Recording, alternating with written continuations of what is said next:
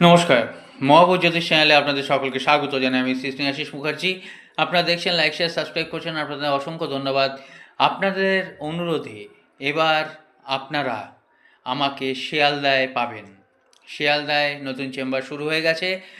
আপনারা যদি দেখাতে চান যোগাযোগ করতে পারেন। আজকে বলবো দ্বিতীয় ঘর। ধরুন, মেষের অধিপতি মঙ্গল, বৃষর অধিপতি শুক্র, মিথুন হচ্ছে বুধ, কর্কট চন্দ্র, সিংহ রবি, কন্যা বুধ, তুলা শুক্র, বৃশ্চিক মঙ্গল, ধনু বৃহস্পতি, মকর শনিদেব, কুম্ভ শনিদেব এবং মীন হচ্ছে আপনার বৃহস্পতি।